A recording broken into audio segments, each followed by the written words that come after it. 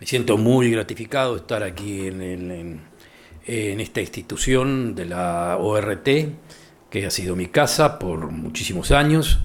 Este, y para ir directo al grano, quisiera, antes que todo, empezar con, quizás retóricamente, con una pregunta, ¿no? O sea, es, la gente, o sea, ustedes como estudiantes más o menos conocen cuál fue la trayectoria de lo que se llama Daesh, ISIS, Estado Islámico, más o menos tienen alguna referencia de lo que ha sucedido, ¿no es cierto?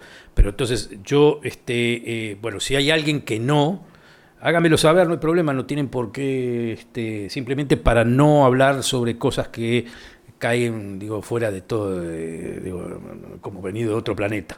Si hay alguien que no siguió el proceso, no lo conoce, en fin, háganmelo saber porque tiene que ver con la pregunta, ¿no? Que la pregunta es si se terminó el Estado Islámico. Es decir, este buen Estado Islámico lo que quería básicamente, en teoría y en práctica, era crear un nuevo califato. ¿Qué es un califato? El califato es un Estado, quizás no Estado, es un Estado pre-Estado-Nación. Existía un califato, una forma de imperio otomano. Piensen en el concepto de imperio y ahí más o menos tienen una idea de lo que es un califato. Un imperio, una conglomeración de sectas y grupos, más o menos bajo una idea fundacional generalmente religiosa, que tiene una vida propia. Por ejemplo, el Imperio Otomano, ¿no? El Imperio Otomano, que estuvo vigente hasta la Primera Guerra Mundial, era prácticamente un califato. Era una autoridad religiosa y dentro de ese territorio, esa autoridad religiosa, vivían en cantidad de comunidades que digamos, en el caso del Imperio Otomano, era un imperio bastante liberal, se podría decir. Por ejemplo, podían vivir judíos protegidos, podían vivir otras comunidades cristianas también protegidas, pero la autoridad era la autoridad imperial, que era musulmana, ¿no? Eran épocas de gran prestigio del Islam, en donde el Islam se sentía como civilización, como concepto civilizatorio, muy segura de sí mismo.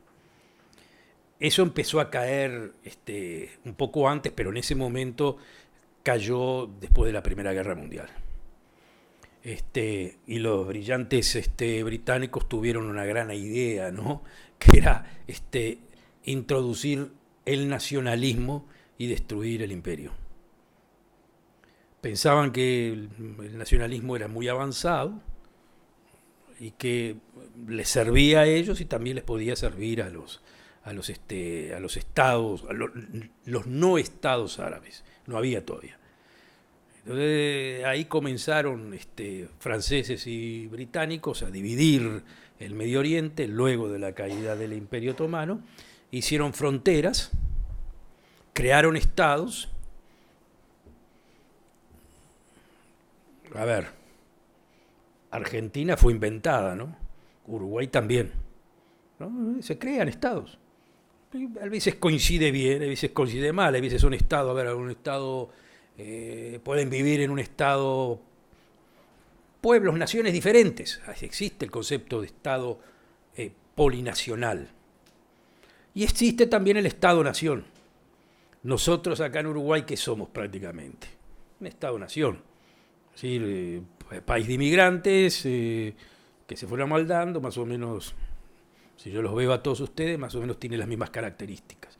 Hay otros estados que son polinacionales, que pueden coincidir y a veces pueden pelear nación contra nación, depende, ¿no? Tienen, o no pelear, pero digamos estar en un franco conflicto. Si ustedes, por ejemplo, van a Bélgica, ¿no? Precioso país y muy pacífico, ¿no? Centro de Europa.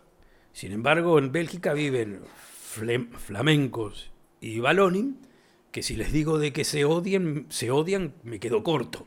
Son civilizados, no se tocan, pero no se quieren. Eso es un estado, si lo quiere llamar, binacional, que se llama Bélgica. Estos hablan un idioma, estos hablan el otro idioma, votan diferente, a veces votan en conjunto cuando son problemas comunes, pero básicamente podría decir de que por debajo no se quieren demasiado. ¿Eh?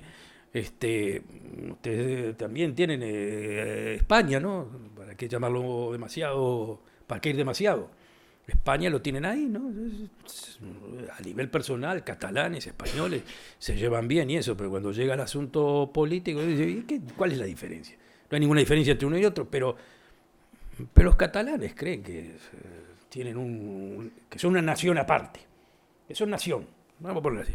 Ahora, en el occidente ser nación o ser polinación, tener un estado por arriba, eso, y también hubo casos de imperios, del imperio austrohúngaro, ¿no? Que generalmente era una forma, una visión de control bastante amplia, era no democrático, pero muy liberal. O sea, un imperio austrohúngaro, la gente podía vivir perfectamente y vivía dentro de su comunidad y había un rey dividido, ¿no? Entre las dos, entre Hungría y Austria, que eran los que controlaban el asunto. Pero estaba Croacia, estaba esto, estaba el otro. Todos vivían más o menos bien hasta que reventó por culpa del nacionalismo, ¿no? Eso fue, en definitiva, lo que rompió el asunto. Los musulmanes sintieron, los musulmanes, quiero que entiendan, el mundo musulmán sufrió colonización y fue colonizante también. Fue colonizante, fue esclavista, fue desde la época de Muhammad en adelante, hicieron todo. Pero perdió el conflicto, perdió con la modernidad del Occidente, ese es el asunto. El Occidente se modernizó y el Islam, que tuvo sus avances importantísimos, inclusive estaba más arriba del Occidente, y tuvo importantes figuras filosóficas como Ibn Khaldun, muchos otros, Averroes, gente que dominaba la matemática, que tenía... Era una época de un Islam muy amplio, muy científico, si lo quieren llamar así, que perdió ni siquiera en el choque, pero sí perdió en el juego de la modernidad con el Occidente. Cuando el Occidente pasó, luego de los procesos del Renacimiento y las revoluciones liberales, hubo una conjunción de liberalismo, democracia y progreso técnico. Y conflicto en definitiva con el Islam, porque siempre, como ustedes saben, el Occidente estuvo en la zona del Islam con los cruzados, y los musulmanes casi conquistan el Occidente y los detuvieron ahí en la puerta de Viena. O sea que no es una situación como la que podríamos llamar la relación del mundo occidental con África. El mundo occidental con África es diferente. Solamente el mundo occidental estuvo en África y los africanos fueron llevados como esclavos, pero nunca África estuvo en el mundo occidental. No es que fue una situación bilateral en donde unos ganan y los otros pierden y así sucesivamente. Con el Islam no, con el Islam, como si se dice, nosotros los occidentales estuvimos allá y ellos estuvieron acá. Y en esa lucha culminó prácticamente, no que culminó, pero empezó una nueva historia cuando Occidente lo superó muy considerablemente desde el punto de vista técnico, sociológico, pero fundamentalmente científico. Era como que en el mundo occidental se había descubierto la fórmula. Pensamiento libre, individualismo, dejar fluir la cabeza, venir a las universidades y avance tecnológico. Eso daba liberalismo y avance tecnológico. Entonces con eso superamos absolutamente a todo lo que quedaba atrás. O sea, el Occidente Europa y después Estados Unidos superó absolutamente a todos los demás. Y ese, con nosotros hoy llamamos globalización, ¿no? Pero la globalización empezó desde ahí. También el colonialismo occidental era globalización. Cuando los franceses o los ingleses iban de colonia en colonia, o también los alemanes, pero fundamentalmente los franceses, que llevaban adelante un proceso civilizatorio. Iban a robar también. Cuidado. No es que estaba fuera del juego eso. Iban a hacer dinero, pero iban a llevar civilización. Los grandes en eso fueron los británicos, ¿no? Que crearon todo un imperio que no pensaban en otra cosa que abrir mercados.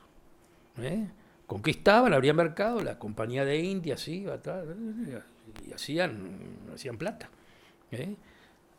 Y también llevaban civilización, porque claro, en la India, al final de cuentas, si uno ve la India, modelos de gobierno, lo que hay de civilizatorio en la India es producto también de los británicos, o sea que eran criminales y a su vez también llevaban civilización. Y los franceses más que nada, ¿no? Hasta que empezaron los procesos de colonización y lo fueron echando de cada lugar, ¿no? Desde Gandhi en la India hasta Francia en Argelia, en fin. Por ejemplo, tomen el caso de Argelia, que está bajo control francés desde 1831. Y eso, Argelia ni siquiera una colonia, era un departamento dentro de... Era gobernado como un departamento, era como el departamento de Tacuarembó. Eso era Argelia para los franceses. Ahora, ¿quién vivía en Argelia? Evidentemente los argelinos locales y también población francesa que vivía ahí, que fue trasladada, que eran colonizadores, que vivían muy bien. Y durante mucho tiempo vino muy bien. ¿Y los franceses cómo se relacionaban con Argelia? De la misma forma que un uruguayo se relaciona con Tacuarembó. Nadie piensa que Tacuarembó es colonizado, es parte de... No importa cómo se sientan los de Tacuarembó, no, pero es parte nuestra, punto. No hay acá ninguna duda. Y así fueron, no el mismo estatus con otras colonias como Marruecos, como Túnez, que eran protectorados, pero que básicamente eran las colonias francesas. Ahora, lo que nunca pensaron los franceses era de que si ellos estaban allí, aquellos iban a venir para acá. Eso es lo que no pensaron, eso es lo que no se les ocurrió. Estaba todo bien mientras estaban allá, pero cuando empezaron a llegar acá, algunos miraron medio así, se callaron la boca, pero después de a poco se comenzaron a dar cuenta que eso empezaba a ser un problema. ¿Y por qué lo menciono? Porque cuando nosotros hablamos de ISIS, que ISIS es una parte de una revuelta musulmana en contra del mundo occidental, que es la continuación de Al-Qaeda.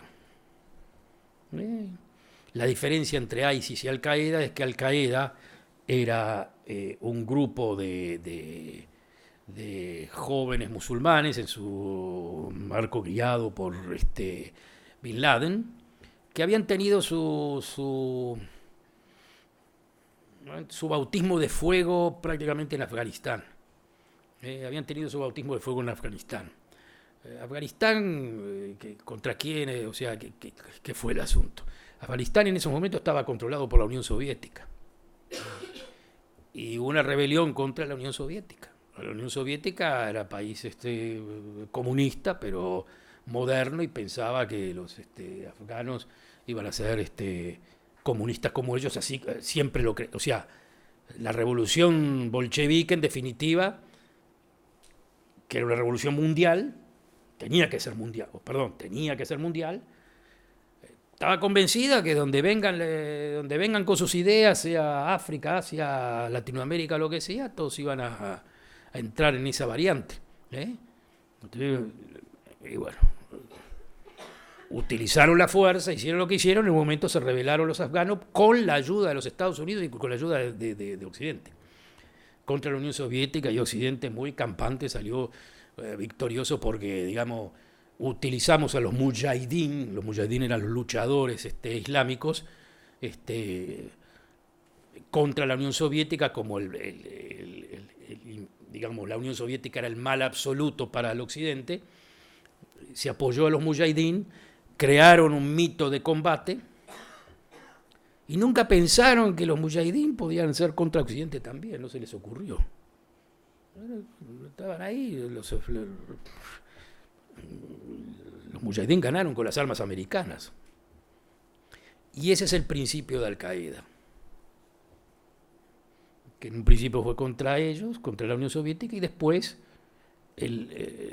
veían la situación, estos jóvenes musulmanes veían la situación muy clara. El enemigo no es solo la Unión Soviética, no tiene que ver, es la Unión Soviética, es Estados Unidos, es el Occidente. ¿Por qué es el Occidente? Porque el Occidente tiene eso, es colonial. Es colonial. Entonces a eso se le incluyó un elemento religioso. La vuelta al Islam, que nunca se consideró antes, era la forma de decir, volvemos a las raíces. Lo único revolucionario acá es volver a las raíces. Y era un Islam wahabita, que es un Islam combativo de vuelta a las raíces. Hay dos formas de raíces, los salafistas y los wahabitas. Los salafistas es una vuelta al Islam profundo, pero sin guerra. Es como una cuestión espiritual. Y los wahabistas son revolucionarios. ¿De dónde viene todo eso? País, sector, Arabia Saudita. Arabia Saudita es un estado wahabita que exporta las ideas religiosas wahabitas y las exporta a todo el mundo, a través de mosquitas, a través de seminarios, a través de esto, a través del otro, en donde haya musulmanes. Ahora, esta gente que empezó con Al Qaeda, primero contra la Unión Soviética y después se ideó el concepto de que había que atacar al gran mal del Occidente, que eran los Estados Unidos, y eso fue el famoso septiembre de 2001. Ahí, hasta ese momento no se sabía ni la existencia de esto. No había tal cosa. ¿Qué había en el mundo árabe? Arabia Saudita era un país, digamos, lleno de petróleo, atrasado, eso, pero muy, muy aliado a Occidente. Y existía una especie de revolucionarismo en el mundo árabe que era un revolucionarismo muy nacionalista. Nacionalista, repito, nacionalista. No era islámico. Ustedes agarren, por ejemplo, a los padres del panarabismo árabe que eran Egipto, generales como Nasser, como Naguib, que tuvieron guerra con Israel, pero los enemigos número uno de ellos eran los musulmanes, el islamismo.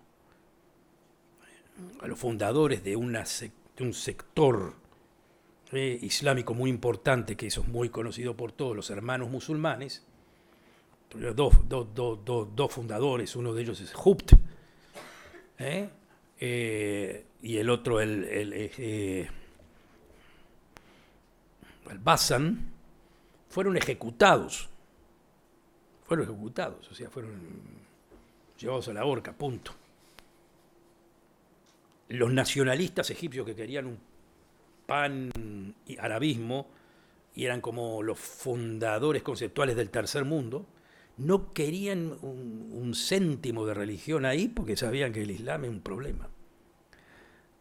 Partidos como el Ba'ath en Siria e Irak se dedicaron a ejecutar musulmanes, pero así a diestra y siniestra. Pero ahí ustedes ven el concepto de nacionalismo al firme. Las fronteras creadas artificialmente. ¿Por qué esto es Irak y por qué esto es Siria? ¿Qué hay entre medio? ¿Por qué yo me identifico? Es lo mismo que estar en la frontera acá entre Brasil y Uruguay. El que vive en la frontera habla medio portuguesado, el otro habla medio acá. Esto era más o menos lo mismo. ¿Por qué de este lado y por qué del otro? ¿Por qué soy sirio y por qué soy iraquí? Y para terminar de reventarla más, para hacerla más problemático, soy sirio, pero soy de una tribu, alauita, que es la tribu dominante, que es una tribu muy conectada con los chiitas más que con los sunitas. Bueno, el mundo árabe se dividía entre sunitas y chiitas. ¿eh? Que por cuestiones religiosas también se odian, pero se odian en serio. Por cuestiones religiosas, que no vamos a entrar en todo el asunto de que el primo Alá, de esto, el otro, primo de Muhammad, ¿quién le toca qué? No vamos a entrar en eso, pero no importa. Pero se odian. Entonces, este es una tribu chiita, los otros son sunitas, y hay una familia dictatorial, los Assad, que son nacionalistas y que entienden lo que tiene un nacionalista. Bueno, señores, miren, yo soy el que controlo, pero acá no hay más ni alawitas ni sunitas, somos todos sirios. A ver si funciona. Pero obviamente que la tribu dirigente es la alawita. Y un país como Irak estaba dividido entre chiitas y sunitas con un dictador como Irak, como Saddam Hussein. Y ustedes se preguntan, pero este era un criminal, pero de última. Pero uno ve Irak y piensa, bueno, claro, después de el único que podía dominar a una situación como Irak tenía que ser un dictador que imponga la soberanía así a golpe dictatorial, porque si no pasa lo que pasa ahora. Y Estados Unidos muy flagrante reventó a Irak y bueno, y transformó lo que era malo en un caos. Lo mismo hicieron en Libia. Pues Libia era lo mismo, que era Gaddafi. Un dictador muy loco, tenía muy no de acuerdo a los cánones de lo que uno puede ver a un líder político, que era obviamente un criminal antioccidental y todo, pero que el occidente lo compró. Y en los últimos años Gaddafi era prácticamente un agente del occidente, de la CIA, tenía muy buenas relaciones y todo, todavía no se entiende por qué se encargaron de tirarlo. Y lo mismo pasó con Irak. Y acá viene el punto importante con relación a ISIS. Primero Irak invadió Kuwait, en fin, etcétera, le hicieron retroceder, y Irak se quedó. Después le inventaron el asunto de las armas de destrucción masiva, que no estaba del todo comprobado y prácticamente no existía. Y se encargaron de tirar a Saddam Hussein, que como ya les digo, era un criminal, dictador de última, pero era prácticamente un agente de la CIA. No era un agente de la CIA, pero estaba ahí. O sea, se podía de ese momento confiar en él. Hay que democratizar Irak. Adiós, del momento que dijeron hay que democratizar Irak, entonces se terminó el asunto. Democratizaron Irak, es decir, la dividieron, subieron a los chiitas, y los sunitas. Bueno, hicieron dos cosas importantes los americanos ahí, con una falta de visión absoluta. Destruyeron al partido, el partido gobernante, el Ba'ath, y mandaron a seguro de paro a los del ejército, que eran todos sunitas. Adiós. Esos sunitas del ejército buscaron un ángulo de nueva acción, y gente del ejército que tenía experiencia. Y ahí es donde entra ISIS. ISIS se funda prácticamente luego de la caída de Irak. Y los que entran en ISIS, fundamentalmente el aparato duro de ISIS, es el ejército iraquí. O sea, no eran una banda de tontos dando vuelta, había un aparato militar muy fuerte. Desde el punto de vista ideológico, ISIS era la continuación de Al-Qaeda, pero con otro perfil. Si Al-Qaeda eran militantes terroristas que estaban dispuestos a suicidarse, tirar una torre acá, esto, el otro, y dispersarse por todos lados, estos tenían un concepto territorial, por eso el califato. Un concepto territorial. Vamos a armar el califato, es el Estado tradicionalista, pre-Estado-nación. Por eso la frontera Siria-Irak la rompieron, porque era un símbolo del colonialismo. Solamente el colonialismo hizo la frontera entre Siria e Irak. La tiramos abajo y empezamos a hablar de la gran comunidad musulmana sunita que tiene como enemigo mortal a los chiitas. Y como paralelo, segundo enemigo mortal, el Occidente. Y la intención es crear un Estado, un califato, que si uno lo ve, digamos, de una perspectiva también, bueno, la Unión Soviética, ¿qué era? Bueno, hacer la revolución en Rusia, hacemos el Estado soviético, de ahí cuando ya tenemos una base, Estado soviético, propagamos la idea comunista a Cuba, acá, yo que sé, a donde sea. Esa era más o menos la idea. Y lo que nos encontramos era entonces la parte técnica, que era muy fuerte, que era el ejército iraquí, y la parte ideológica, que eso también el Occidente no lo entendió. No lo entendió. Pero el Baghdadi, que era el líder de ellos, entendió, y esta gente que estaba dando vueltas por ahí entendía muy bien.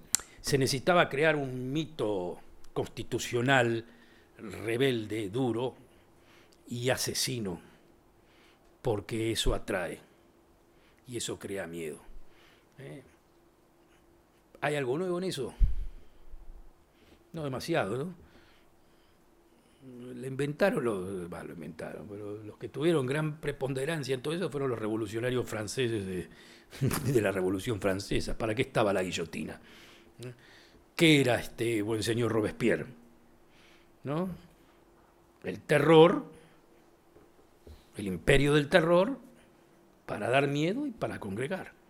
Y después provocar reacción, y las reacciones unificás al grupo. Cuando te atacan, unificás, entonces ahí creás el miedo, creás el terror y creás la unificación porque te atacan de afuera. La metodología es la misma. Y también consideraban de que aquí había un punto más a su favor que se probó muy interesantemente, y que ya no es un problema solamente del Medio Oriente, es un problema de Europa. Empezaron a trabajar muy directamente con jóvenes musulmanes en países europeos. Y no solamente con jóvenes musulmanes. Es decir, entendieron algo que se estaba dando en Occidente, que lo percibieron al vuelo. El Occidente está cansado de las guerras, el Occidente está cansado prácticamente de todo, lo único que quiere es vivir bien y pasarla bien y otra cosa. Por eso el liberalismo democrático triunfa en Occidente. Porque el liberalismo democrático, en definitiva, lo que dice es: no hay nación, no hay estados, no hay esto, hay que vivir bien, hay que pasarla bien. Todo ese proceso, unido a la globalización, trae dos cosas. Por un lado, trae inmigración. Y en Europa, fundamentalmente, la inmigración viene de los países musulmanes o cerca del Islam de alguna forma u otra. Tanto de África como de Asia. Argelinos, marrocanos, muchos turcos, en fin, etcétera, etcétera. ¿Por qué vienen? Básicamente vienen para vivir bien, porque hay prosperidad económica y se necesita mano de obra, en fin, etcétera, etcétera. Esto estamos hablando de los años 70, 80. Esos son los padres inmigrantes. Los padres inmigrantes, como todos los padres inmigrantes, vienen a trabajar, a hacer plata, lo que puedan, y a darle un futuro a sus hijos. Los hijos generalmente se amoldan a las sociedades, se asimilan. Pero en este caso, no tanto se asimilaron y hubo una reacción en contra de la asimilación. Que fue un periodo histórico que no solamente tenía que ver con el surgimiento del Islam como identidad, sino como el concepto de identidad en general. Esa palabra identidad es un poco problemática. Poco problemática. Y en Europa y en Estados Unidos empezó a ser un problema serio, en el sentido de que inclusive de los medios más occidentales, académicos, intelectuales, se empezó a hablar de la identidad como un elemento tan importante como la economía, ¿no? El sentirse bien consigo mismo, perfecto. Bueno, pues sí, me siento bien consigo mismo si tengo un buen trabajo, tengo esto y lo otro, está muy bien. Pero no, me siento bien consigo mismo, aparte de eso, quizás más importante, si estoy bien con mi comunidad o con, yo qué sé, o con mis valores tradicionales. Gente que, si nosotros creíamos que con el correr de la modernización y todo se iba a ser más secular, empezó a haber como una vuelta a la identidad e inclusive a la vuelta a la identidad religiosa. Y los europeos no sabían cómo comer ese asunto. No entendían qué es lo que estaba pasando. Y entonces nos encontramos, y hay un sociólogo francés muy importante que se llama Olivier Roy, que decía, hay un proceso de radicalización en la sociedad occidental, producto de, y si te quedaste en el camino, si no tuviste los logros que querías, si estás con rabia, generalmente esa gente viene de los barrios y cuestiones así. Así como en el pasado habían doctrinas comunistas que canalizaban si queremos llamar así, canalizaban la bronca, ahora es el Islam. El Islam es como colecciona radicales. Y especialmente, claro, los más cercanos a ese radicalismo son gente que de alguna forma vienen de esa tradición. Entonces nos encontramos con que, por ejemplo, sí, bueno, el padre venía de Argelia, y sí, iba a la mezquita, esto y lo otro, pero sin problema ninguno, llegó a Francia, empezó a trabajar, hizo lo que sea. A Francia no le molestaba de que, bueno, haga lo que quiera. El hijo no entiende nada de Islam, no entiende nada, pero el Islam es como... me da una identidad, entonces sin entender me uno, siento camaradería, voy a la mezquita y me hablan y estoy ahí, y también, dado a que en mi vida no me fue bien en los barrios y cuestiones así, entonces me dediqué a robar, vender droga, en fin, etcétera, etcétera, fui a la cárcel. Y en la cárcel francesa existía un proceso de radicalización impresionante porque estaban imanes que los convencían. Es como que, ¿a qué te dedicaste? Te voy a dar un nuevo sentido de vida, un nuevo sentido de comunidad. Y eso se lo empezaron a dar Islam y se lo empezaron a dar ideólogos islámicos, generalmente enviados de Arabia Saudita, que paradójicamente tampoco creían que esa radicalización los iba a llevar a aportar armas y terminar matando a medio mundo, digamos. Pensaban de que con eso los metían dentro de la gran comunidad islámica. El hecho de la comunidad islámica pasó a ser importante como un reflejo al mundo decadente del occidente. Ese era el asunto. Y entonces todo lo que leen ustedes en las noticias, de la familia o de las chiquitas estas en Gran Bretaña, jóvenes de 16 años, británicas totales, que estudian en los colegios, en liceos, o en London, o en Birmingham, o el que sea, se van con 2, 3 amigas reclutadas, entran en un avión, llegan a Turquía, en Turquía ya hay el reclutamiento, las llevan al Estado Islámico, que ya había entrado en proceso de rebelión y que ya había mostrado sus uñas al conquistar territorio. De repente se pusieron a encontrar, caía el ejército iraquí por iraquíes mismos que se habían unido al Estado Islámico y conquistaban territorio, rompían la frontera. Era todo estos jóvenes veían eso y se sentían espiritualmente alzados, como diciendo, oh, y acá algo está funcionando. Muy bien, pero ahora, ¿qué proponía esta gente? Volver al Islam tradicional. Y funcionaba muy bien. Es decir, había un código penal, se cobraban impuestos, había tarea económica, conquistaban pozos de petróleo y los vendían. No se vayan a pensar que donde dominaba ISIS era miseria, todo lo contrario, no había ninguna miseria, todo funcionaba muy bien. Y había fundamentalmente esa vida islámica que es que para Occidente es de terror, y para ellos era una forma de mostrarle a Occidente: nosotros somos mejores. Es decir, la mujer subjugada absolutamente y total, con esclavos, por supuesto, que generalmente eran de las tribus Yasidim, que eran tribus pobrecitos, eran gente que eran también musulmanas, pero pensaban en el Islam de una forma un poco diferente, y las agarraron, como se dice, de punto, en el sentido de que bueno, los esclavizaban, violaban a las mujeres, era toda una situación así que era normal. Y obviamente todo el espectáculo que ustedes vieron, eso de cortar cabezas y todo, esa cuestión que era parte de la liturgia, era parte de todo el asunto.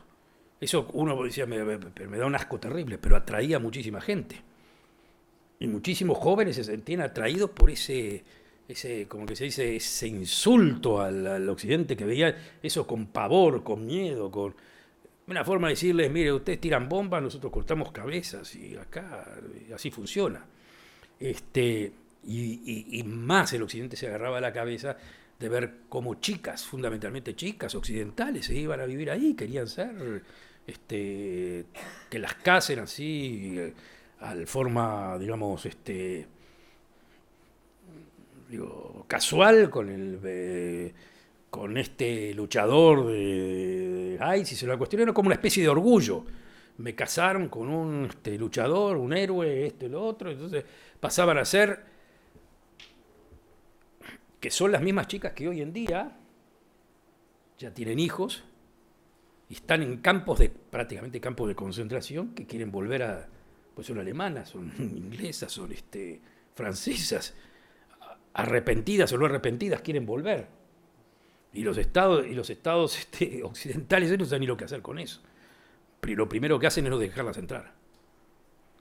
Nada de adoctrinamiento, no adoctrinamiento, nosotros no las queremos. Están todavía debatiendo si pueden dejar entrar a los chiquitos de 3 años, 2 años, que bueno, pobrecitos, nacieron ahí, pero con las jóvenes, inclusive con familias llorando: por favor, déjenme entrar de vuelta acá, las contenemos la familia, no quieren nada. Porque el asunto fue tan dramático desde el punto de vista conceptual que el mundo occidental no entendía cómo eso podía suceder. Y es más, no eran solamente musulmanes, eran también jóvenes que no eran musulmanes, que eran alemanes normales y eso y lo otro, que se introdujeron dentro de esa concepción por la rebelión que tenían frente al mundo global. Y ese era el revolucionarismo de estos momentos. O sea, no tengo por qué contar demasiado. En los años 60, 70 pasaba lo mismo, lo único que se iban a movimientos revolucionarios, guerrilleros, aquí, allá, lo que sea. El que no era guerrillero directamente colaboraba de alguna forma, pero estaban todos más o menos bueno, yo mismo que trabajé con gente de la ETA, entiendo también cómo funcionaba ese asunto. Ese es el asunto de ISIS. Ahora, estrategia. Pelearon por un territorio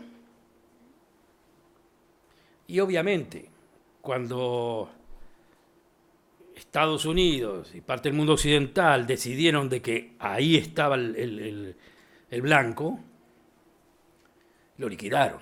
Porque al final de cuentas, por más esto que sea, no podían soportar el fuego duro, tanto de Occidente como de los chiitas. Se involucró Irán, la Hezbollah, estos que son chiitas, enemigos mortales, y obviamente les ganaron la batalla. Liberaron Irak y Siria. Siria estaba destruida totalmente. Y hoy en día, con los rusos, con Estados Unidos, con esto y con lo otro, Siria vuelve a funcionar con el mismo dictador de antes. Siria e Irak con un régimen chiita, prácticamente.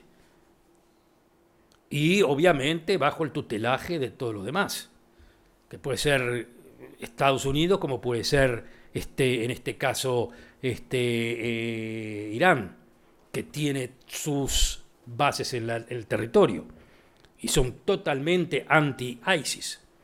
Entonces la pregunta es, bueno, sí, los liquidaron, les ganaron. ¿Se terminó? No, no se terminó. Porque ISIS es una idea más que todo. Y la idea no se termina.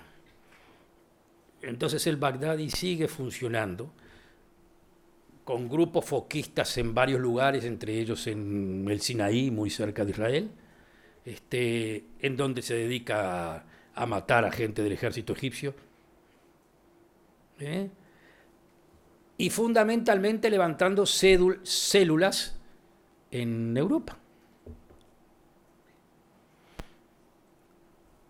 ¿Y qué es lo que esperan con eso? Y fundamentalmente esperan que haya una reacción europea contra los musulmanes. Eso es lo que esperan. Y lo que esperan es que en esa reacción de Europa contra los musulmanes cree un mar de fondo en contra de supuestamente el racismo europeo, que lo lleve adelante de alguna forma u otra. No necesariamente la gente de ISIS es la que crea el terror para provocar la reacción crea una forma de guerra civil y de alguna forma u otra los musulmanes ganen. Si no ahora, mañana podrán perder una vez, dos veces, quizás la tercera, así como diciendo, acá hay un mito revolucionario único que podrá perder una vez, dos veces, tres veces, pero que se expande y crea más, gente que lo apoya. ¿Y por qué piensan que le van a ganar a Occidente? Y por la misma razón con la que empecé. Porque ellos creen que el Occidente es decadente.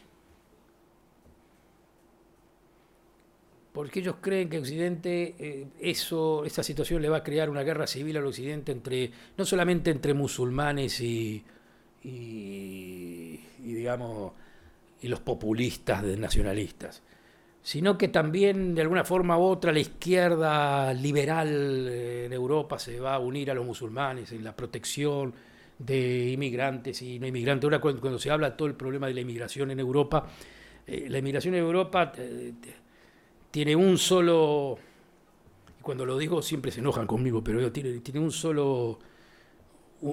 sola punta, musulmanes.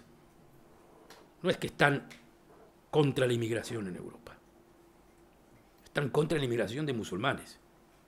Lo dicen, no lo dicen, es eso, punto. Si usted en Alemania llegaban 1 millón de brasileños, argentinos y colombianos, sí, hubiesen habido a los de siempre, los racistas de siempre, pero muy pocos, una contra.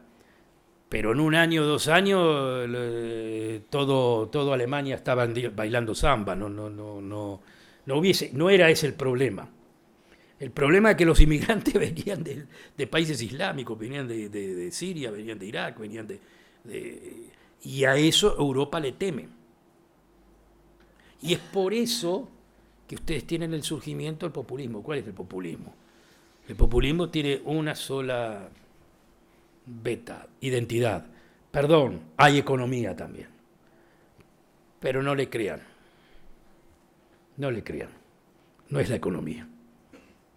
Es identidad. Los populistas ahora en Europa levantan la bandera de la identidad.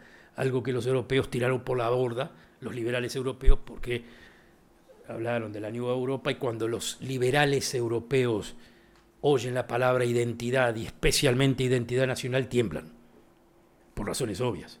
No es que están fuera de foco. En Europa, cualquier liberal sabe que cuando se prende el nacionalismo en Europa, eso termina muy mal.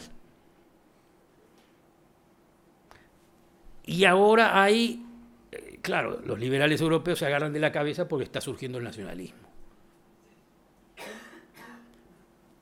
Y no saben cómo contenerlo.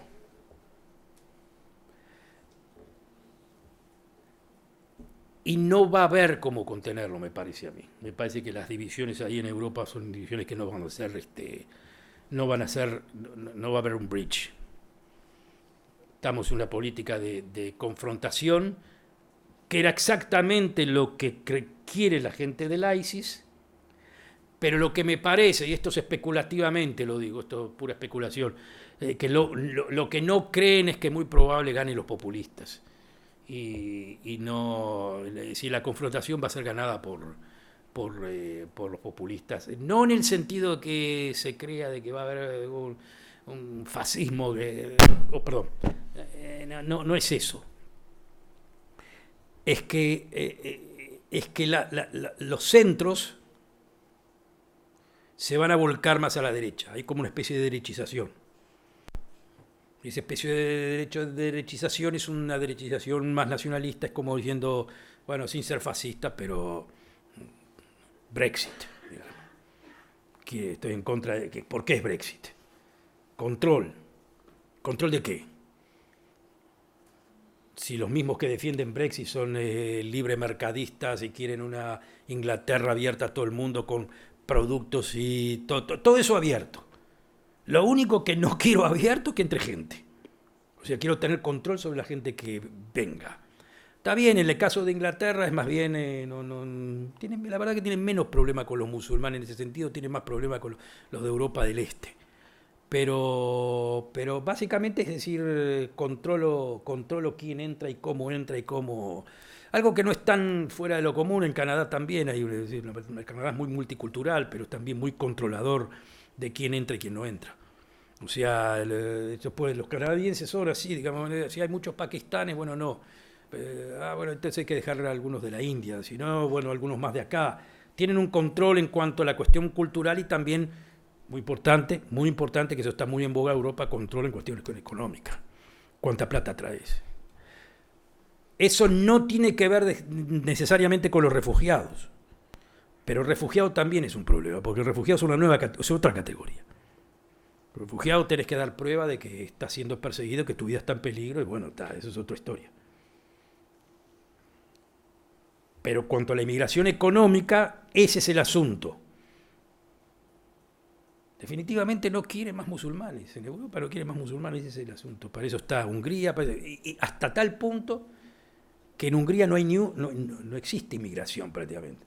Pero gana las elecciones Orbán justamente con nosotros somos el bastión en contra del Islam, ergo funciona. Aunque no haya, funciona. Somos el último bastión contra el Islam. ¿Cómo se llama a ellos? Él cómo lo define, y tiene razón, una democracia no liberal. O sea que lo que se puede ver en Europa es muy probable un vuelco, no digo democracias no liberales, pero a una forma más fuerte de nacionalismo, porque eso es lo que los de ISIS no pensaban que podía resurgir en el mundo occidental y probablemente resurja. En una palabra, vos querés jugar con identidad, yo no te voy a jugar más con tolerancia, te juego con identidad. O sea, para concluir, ISIS está vivo porque es una idea. ISIS piensa que esa idea le gana a la decadencia occidental. Muchos que ven eso dicen, bueno, para evitar que ellos ganen, hay que ser todo lo contrario, hay que ser tolerante, más amplio, eso y lo otro, porque eso es lo contrario a lo de ellos. Lo que está pasando no es eso y no sé si es tan equivocado. Es cada vez menos tolerancia y más identidad. Y en la conflagración de identidades, claro, obviamente que cuando Europa se le prende ¿cómo que se dice? el fósforo de la identidad, cuidado, porque ahí sí, ¿no? Pueden pasar cosas muy extravagantes. Por ahora está bastante controlado. Por ahora está bastante controlado. ¿A qué le atribuyo yo eso? Le atribuyo a que fundamentalmente el enemigo, por más enemigo que sea, que es el terrorismo islámico, no es un enemigo que demanda una revolución fascista. Alcanza con un Estado liberal un poco más, o si lo quiere llamar así, un Estado liberal ajustando las leyes, siendo menos liberales en cuanto a las leyes, alcanza. Es de la misma forma que yo les digo así, con conocimiento de causa, cómo el Estado español combatió a la ETA. Así nomás. No, el Estado español no se hizo fascista para combatir a la ETA. La combatió con leyes, lo único que a veces hizo leyes que eran leyes no tan liberales, e inclusive las sigue utilizando en el momento actual cuando ya no hay ETA. Por ejemplo, me da la impresión de que esa va a ser la forma de combatir y se van a formar, si no bien mayorías, pero importantes minorías nacionalistas, que eran las nacionalistas populistas. Repito, luego ganaron, mire que todavía Europa sigue siendo liberal y todo, también Estados Unidos.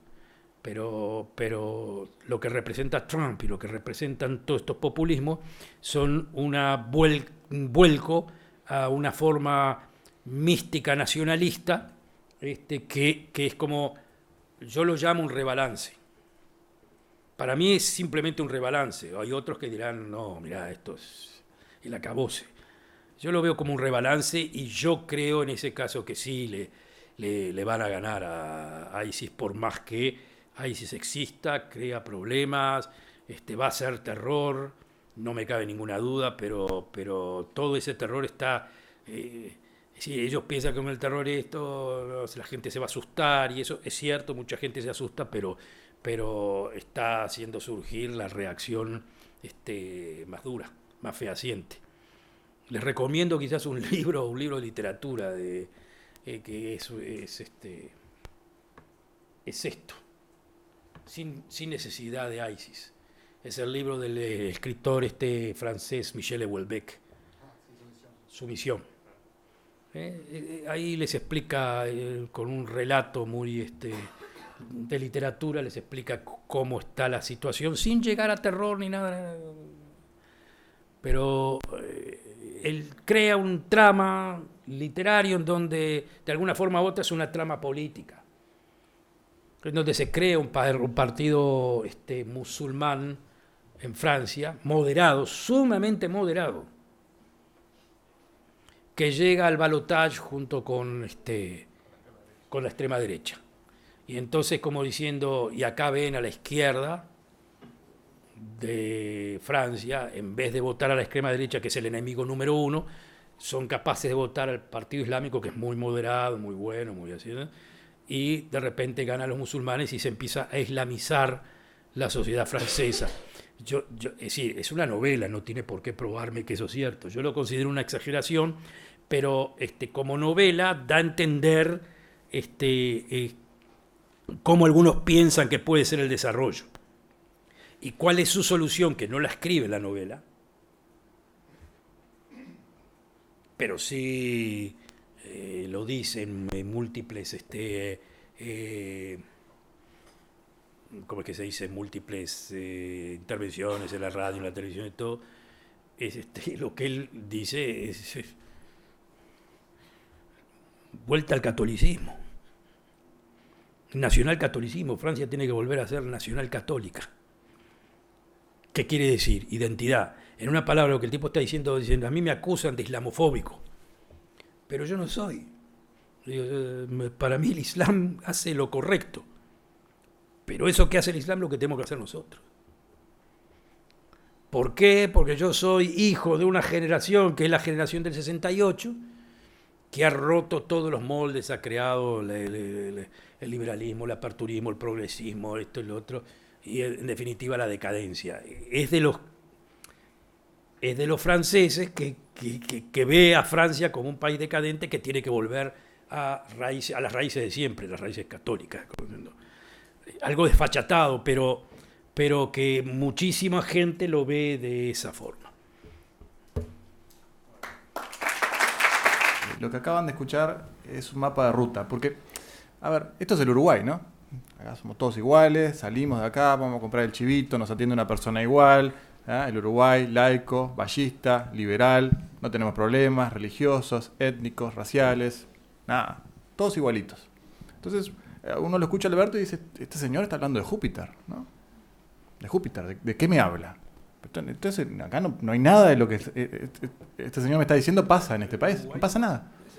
Esto es otra dimensión, es como está el mundo y hay una dimensión paralela, ¿no? Y está el Uruguay. Yo siempre les digo lo mismo en clase, los que me tuvieron en curso, les digo, nunca analicen ningún fenómeno internacional, comercial, de negocios o político con una mirada uruguaya, porque se van a equivocar de acá a la luna. Entonces, yo te escuchaba, Alberto, y yo pensaba en la cabeza de muchos de ustedes, y ustedes dirán, ¿y esto que está diciendo, para qué me sirve? ¿No? Porque total, yo vivo en el Uruguay, donde... Pero bueno, todos ustedes, somos todos especialistas en el campo internacional, y todos ustedes se van a desarrollar en el mundo internacional. Entonces, mi primera reflexión, y sobre todo los que van a salir ahora de intercambio, es, ¿para qué me sirve? Para no meter la pata. Porque cuando lleguen, muchos de ustedes, la mayoría se van de intercambio a Europa, y cuando uno se sienta en Europa a una charla, a conversar, no hay que meter la pata. Les digo por experiencia, ¿no? Yo la metí profundamente la pata. Profundamente. Claro, profundamente cuando uno confunde, cuando uno cree que el Islam es todo lo mismo, que un sunita es lo mismo que un chiita, que el wahabista. ¿No? O sea, esto yo, antes de pasar a la pregunta, digo, tómenlo como un mapa de ruta. Esto es un mapa de ruta para comprender el mundo donde ustedes van a vivir, porque cuando vayan a hacer negocios y se sienten a negociar con alguien de un país, como el que acaba de señalar Alberto, guarda con los patrones, guarda con las cosas que se pueden decir, guarda con las cosas que se pueden afirmar alegremente y que en realidad son muy mal vistas del otro lado. Entonces, que eso es un poco lo que siempre nosotros insistimos en el perfil de la carrera, es decir, ¿por qué una carrera que donde la mayoría vamos a salir a hacer negocios tenemos una formación cultural y política? Justamente para eso. Esa es la gran diferencia. Esa es la gran diferencia. Esa es la gran diferencia, ¿no? Ténganlo presente porque les va a pasar. Y créanme por experiencia, van a meter la pata. Me gustaría como recalcar en un punto que mencionaste hace un rato, el tema de que en realidad toda esta ola populista viene por una cuestión identitaria, sobre todo no económica ni racial. Y es algo que no me quedó muy claro porque, o sea, si uno mira, como usted mismo mencionó, ya hay segundas y terceras generaciones de musulmanes en Europa, esos inmigrantes del Magreb y de países del Medio Oriente que se instalaron hace décadas, ahora ya están súper occidentalizados. Y en cambio las nuevas oleadas migratorias vienen de países del África subsahariana, que ahí está la cuestión racial, y no religiosa en muchos casos, porque muchos son cristianos o de otras religiones. Y además, si es una cuestión identitaria, étnica, ¿por qué la ola populista no surgió antes de la crisis de 2008, ¿no? Porque el atentado de Al-Qaeda hubo varios antes del surgimiento del ISIS, antes de la crisis, y en ese momento la situación era muy distinta. ¿No? Sí. No, muy buena pregunta. Muy buena pregunta. Porque lo que tú decís fundamentalmente entonces es la crisis del 2008, que ha sido muy importante, y el hecho de que la inmigración ahora es una inmigración no solamente de gente de África, del Sahara y eso. La inmigración ahora tiene una connotación muy clara siria, que vos podés decir, sí, la gran mayoría de los que vienen fundamentalmente son gente que al régimen las atacó y generalmente son seculares. Son musulmanes, pero son musulmanes seculares que inclusive pueden ser parte de la historia. O sea, ¿por qué no es, o si te entiendo lo que decís, ¿por qué no definirlo esto como racial y no, por qué no definirlo realmente como racial y sí definirlo como algo cultural y religioso? Es que lo racial y lo religioso y cultural está mezclado en estos momentos. Yo no digo para nada de que no haya racismo ahora en Europa. Por supuesto que hay racismo en Europa. Siempre lo hubo. Siempre lo hubo. Pero al mismo tiempo lo pongo muy claramente como algo geográfico y que tiene que ver con el Islam. El Islam está abajo de todo este asunto, sin ninguna duda. Es lo que le da connotación al mito, es decir, si fuese solamente racial, solamente porque son de color diferente, no hubiese tenido esta fuerza. Y también el aspecto económico también es muy importante. El aspecto económico es importante, pero importante no importante, es decir, es una especie de mito. Es una especie de mito. El aspecto económico, el 2008, la crisis financiera, en fin, etcétera, etcétera, y el dispare social, ¿no? Que crea una situación muy particular, que crea de que los populismos que surgen no necesariamente están en contra de los ricos, en contra de los ricos. Es en contra de toda esta clase social semi-rica o media rica de gente tecnológica, gente administrativa, los administradores no elegidos, nosotros. La rabia fundamental es contra nosotros.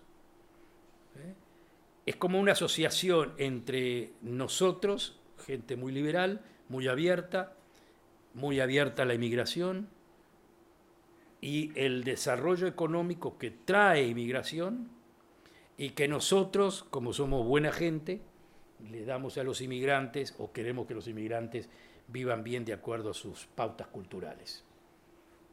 Hay una revuelta contra todo eso, en ese marco fatal. Esa es la parte socioeconómica. Que cuidado. Es decir, ¿por qué lo digo con cuidado esto?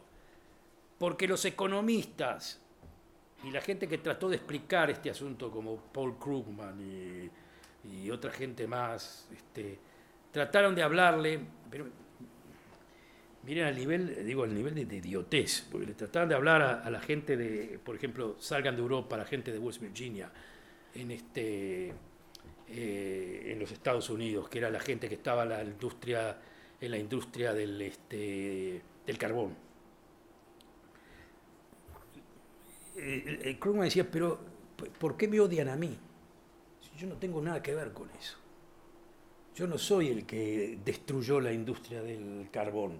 La industria del carbón se destruyó por la modernización del mundo, porque hay fuentes fuentes mucho más saludables, y esto y lo otro, y entra una nueva economía, y entra esto, entra lo otro. Pero yo no tengo nada que ver con eso, es un problema de la modernización. ¿Por qué me acusan a mí? Pero por supuesto que te acusan a vos, porque vos sos lo que representa la modernización. Vos sos un economista de Harvard, estás sentado en el New York Times, vos sos el que gana con todo esto. No es que lo hiciste vos, pero fuiste el que, es decir, estás en eso. Y a mí no me importa. A mí no me importa que la gente se infeste con el carbón. A mí me devuelven la industria del carbón, porque la industria del carbón es donde yo vivo y donde yo tenía mi identidad. Y eso fue con lo que Trump ganó. Trump ganó con eso. Y aparte le agregó el asunto de inmigración. En Europa, ese mito entra también, que es mito no mito, pero entra también con el asunto del Islam. No es mito, pero no es mito, porque está ahí. Lo ves ahí. Entonces, es una cosa sobre la otra, se va construyendo eso, y es como que se dice que de la misma forma que los musulmanes crean el mito del blanco decadente, estos crean el mito del musulmán conquistador. Aunque conozco bien el tema, de una gran cantidad de los musulmanes son gente muy bien, sí, inclusive seculares, la gran mayoría en Francia son seculares, es decir, son policías, son soldados, son estos, son los otros. Pero lo que ISIS, y ese era el tema, lo que hizo ISIS con ese grupúsculo de gente que es que estaba buscando la identidad, jóvenes que estaban buscando la identidad, es crear sí, crearon el asunto de que me agreden a todo esto que es Islam. O ponen todo en el mismo bolso. Entonces vamos a crear una situación entre musulmanes y gente que viene de África y el otro, todos los, vamos a estar todos contra esta gente. Pero no va a funcionar así. No va a funcionar así, porque inclusive dentro de la gente que está, como que se dice, oprimida, no quieren, y eso los musulmanes también lo saben. El Hub lo dijo muy bien. No piensen de que católicos porque son tradicionalistas, van a defenderme a mí también, que soy tradicionalista en Europa. Al contrario, se van a unir a los seculares en contra mío. Y los otros grupos también, latinos o lo que sea, ninguno va a ir a asociarse con el Islam. Me da la impresión a mí en una lucha cuando exista una identidad supuestamente populista europea. Pero lo que tú decís es bien cierto, es la parte económica por un lado y la parte que wave, como se dice, entre un lado y el otro. Y te agrego algo más. Está la generación del Wentworth en Inglaterra, para ejemplificar el caso. Eran los jóvenes jamaicanos que llegaron en los años 70. También morenos y eso y lo otro, que se establecieron y básicamente no hubo nunca problema con ellos, pero cuidado, nunca se vieron en la necesidad de hacer de hacerse ciudadanos. No tenían los papeles en regla. Cuando vino todo este mar de fondo, los quisieron expulsar. Y ahí hubo levantamiento de todos. Y el gobierno tuvo que retractar, tuvo que dar vuelta, y tuvo que explicar y pedir perdón. ¿Por qué?